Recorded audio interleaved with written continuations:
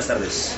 Nos encontramos en esta ocasión en el Juzgado 19 del Reclusorio Oriente, en el cual vamos a realizar una entrevista al ciudadano juez 19, licenciado Prudencio Jorge González Tenorio. En esta ocasión tendremos el gusto de entrevistar al licenciado juez, quien un día como hoy, 18 de abril de 1963, llegó a este mundo. Aunado a este festejo, su señoría celebra su reciente nombramiento como juez adscrito al 19º Juzgado en el Reclusorio Oriente, por lo que cabe mencionar que su trayectoria profesional de su señoría es la siguiente. Es licenciado en Derecho por la Universidad Nacional Autónoma de México, habiendo obtenido mención honorífica en la Escuela Nacional de Estudios Profesionales Aragón, donde también estudió la maestría en Ciencias Penales. Se ha desempeñado como abogado postulante, así como servidor público en la Procuraduría Federal del Consumidor en el Distrito Federal, Tribunal Superior de Justicia del Distrito Federal, donde ingresó en 1997 como secretario proyectista de Juzgado de Primera Instancia. Ya en el año del 2000 se desempeña como secretario de Acuerdos. Hasta el día 3 de marzo del 2011, en este Juzgado 19, ocupa su actual nombramiento. También se ha desempeñado en la docencia en los niveles de educación media superior, como profesional, como profesor en posgrado de la Universidad Chapultepec en el Distrito Federal. Y por supuesto, también se desempeñó como académico en nuestra máxima casa de estudios, en la Escuela Nacional de Estudios Superiores Aragón, donde impartió las materias de Sociología, Teoría Económica, Filosofía del Derecho, Derecho Penal, Derecho Procesal, Práctica Forense del Derecho Penal y Delitos Especiales, entre otras. Todo esto por parte de la Universidad Nacional Autónoma de México. Hecha esta antología, comencemos nuestra charla con nuestro invitado, a quien, antes de comenzar, quiero agradecerle el tiempo que nos dedica para esta entrevista, sin dejar pasar la oportunidad de felicitarlo enormemente por los festejos de este día, por su nombramiento y por su onomástico. Enhorabuena, licenciado. Buenas tardes, licenciado. Muchísimas gracias, buenas tardes. Bien, podríamos iniciar este diálogo y esta charla con su señoría, que nos pueda indicar y nos pueda señalar cuál ha sido su carrera dentro del Poder Judicial, desde los inicios, o una breve semblanza de lo que usted nos pueda comentar acerca de su carrera. Claro. Como lo ha señalado, inicio en el año del 97 como secretario proyectista del Juzgado de Primera Instancia, la oportunidad que me da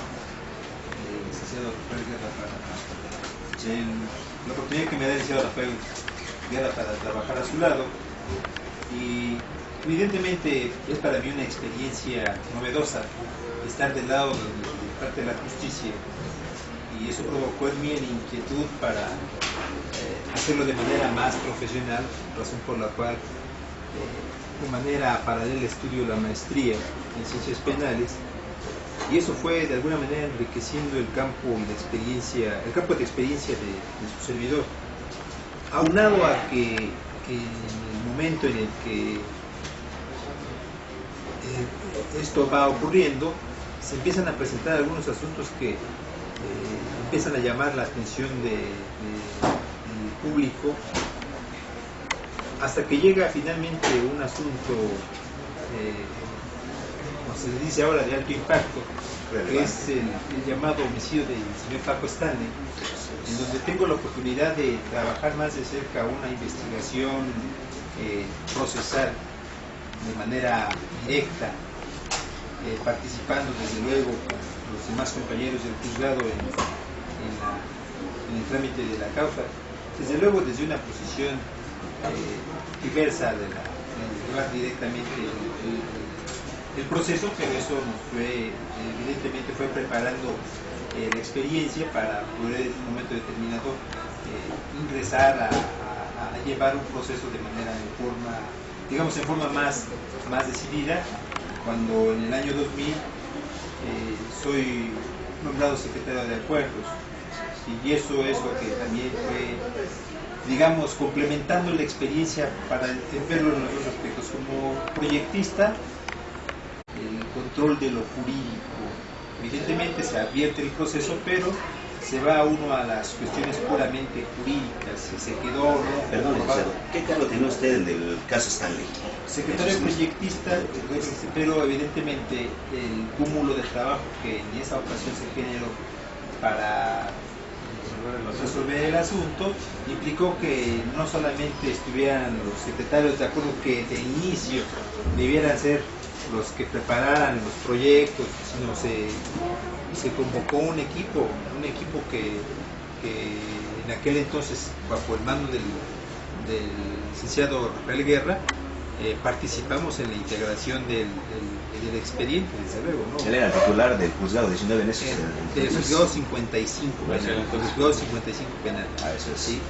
Evidentemente la participación de quienes estuvimos involucrados era desde la perspectiva de su competencia, vamos. Los secretarios de acuerdo evidentemente participaron en la elaboración, en los proyectos tanto de la orden de aprehensión como de la orden de formal prisión, en la misma situación que lo hicimos nosotros, es decir, apoyamos el trabajo en este caso de los secretarios de acuerdo y del juez para argumentar el expediente, ¿no? Argumentar la resolución. Pero no fueron los únicos casos, ese sí quizá fue por el impacto. Hubo otros que también merecieron atención por los medios, pero que no fueron tan sonados y sin embargo también representaron un reto en lo jurídico. Que eso es lo importante, ¿no? Que aquí uno puede decir que pueden haber asuntos muy cotidianos, los robos, por ejemplo, pero ningún robo es tan parecido a otro que lo haga exactamente igual como para establecer que no tiene su importancia. Todo importa, y en ese sentido yo creo que es lo que se me sirvió en la carrera, para mi carrera judicial, mi carrera el ámbito jurídico, para obtener la respuesta a los problemas que se presentan. Establecer esos dos criterios, ¿no? Por un lado, adentrarse como proyectista en las cuestiones jurídicas más a fondo, y por otro lado, ya en el ámbito del trámite procesal que tiene a su cargo un secretario de acuerdos, el de estar compenetrado con las partes que están involucradas directamente en el drama penal. ¿Por qué les digo un drama penal? Bueno, porque evidentemente la situación no es todo cómoda para quien se haya sujeto a un proceso, como tampoco lo es para quienes fueron víctimas de un delito.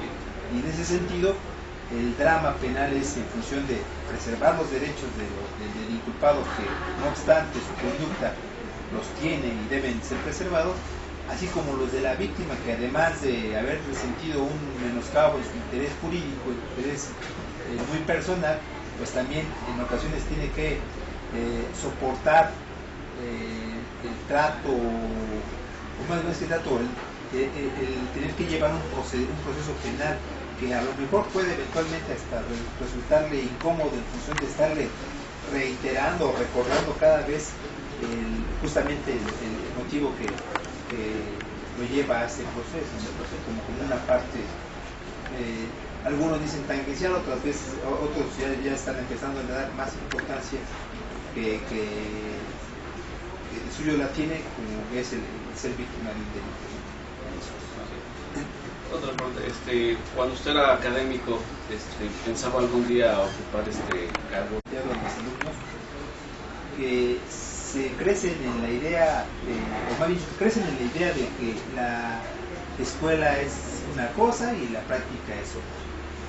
Y a lo largo de toda esta experiencia en el ámbito judicial, uno se da cuenta de que no son excluyentes las experiencias que se tienen en la docencia o como alumno preparándose para el ejercicio de la profesión, con el ejercicio propiamente de esta profesión.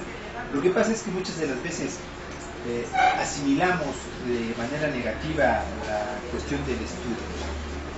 Decía un profesor que al momento en el que uno se titulaba, se acababa la época de estudiante y empezaba la época del estudioso del derecho, o porque en ese momento es cuando uno se empieza a compenetrar más de aquellas cuestiones que a veces de manera muy parcial y a veces muy mínima se le dieron en las aulas de preparación universitaria. Sin embargo, ¿qué es lo que me he percatado? Que a lo largo del ejercicio profesional muchas de las veces regresamos a nuestros libros para tener la mejor comprensión de algunos aspectos que a lo mejor por la inmadurez propia de los años de juventud en las que no asimilamos bien para qué nos pueden servir el estudio de algunas figuras jurídicas, las vamos dejando como que en el olvido. Y ya sucede que cuando ya estamos en la profesión y cuando alguien nos pide alguna opinión respecto de algún tema muy particular, y entonces uno dice, ay, eso yo recuerdo haberlo visto en la escuela, pero ¿cómo se aplica? Entonces eso es cuando ya empezamos a decir, es que no sé, evidentemente no se puede tener. Regresa a la teoría, licenciado, entonces. Exactamente, no se puede tener en las etapas universitarias la experiencia práctica, por más que se implementen dentro de ella talleres o cursos de práctica forense, si no se tiene la experiencia propiamente de vivirlo. Y una de las razones por las que yo conmino siempre a los estudiantes y aplaudo a quienes así también lo hacen, de mandarlos al sitio en donde se genera la controversia jurídica, es justamente eso, ¿no? De saber que lo que están aprendiendo en las aulas no está reñido ni es otra cosa distinta de lo que se va a ver en la práctica. La práctica sin la teoría es coyotaje, y la teoría sin práctica pues es nada más simplemente con un conocimiento enciclopédico que nada más nos va a dejar ahí. O empírico que se va tomando con la experiencia, ¿no? Pues sí, más, sí. Está más trabajo, está más difícil situaciones cuando uno está resolviendo conflictos jurídicos. Entonces, ¿cuál sería su consejo desde su carácter como académico a los alumnos que actualmente visitan aulas en las diferentes facultades de Derecho? El principal consejo es que no olviden que la preparación cotidiana es garantía no de ingresos, no de posición social, es garantía de que corren el menor riesgo de hacer las cosas mal. Desempeñar bien su trabajo. Exacto. En esta tan mal gastada profesión y tan... Sí, digo, desafortunadamente leí hace poco un chiste malo que generalmente decían que los chistes de los abogados no tenían éxito porque los abogados no les hace gracia y la gente piensa que no son chistes, que son anécdotas, ¿no? pero no es así. Yo pienso que esta profesión es muy noble. Llevar la voz de otros es tan noble como dirigir los destinos de una familia, de una sociedad. ¿Por qué? Porque voy a defender el derecho de otro, que es en esencia lo que significa ser abogado, defender el derecho de otro. Evidentemente, la gente, por muy mala que sea, evidentemente tiene derechos y tiene también el abogado el deber de hacer velar que se respeten esos derechos. No se puede de entrada suponer que vamos a dividir la sociedad entre buenos y malos y dejar de un lado los buenos. Sería prejuzgar el derecho. Y además ir en contra de la corriente de lo que es una sociedad en sí, ¿no? En la sociedad no todos son buenos, no todos son malos. Hay pro hombres o pro mujeres que evidentemente tienen un lugar destacado por sus aportaciones positivas a la sociedad. Y también los hay quienes en contra representan un riesgo a esta sociedad. Bueno, pero eso no implica necesariamente que le vamos a establecer que por uno deba etiquetarse a una sociedad como buena o como mala. La sociedad es una sola, no todos somos ciudadanos de primera calidad. Así es, y evidentemente habrá quienes transgredan las normas internas, habrá quienes los hagan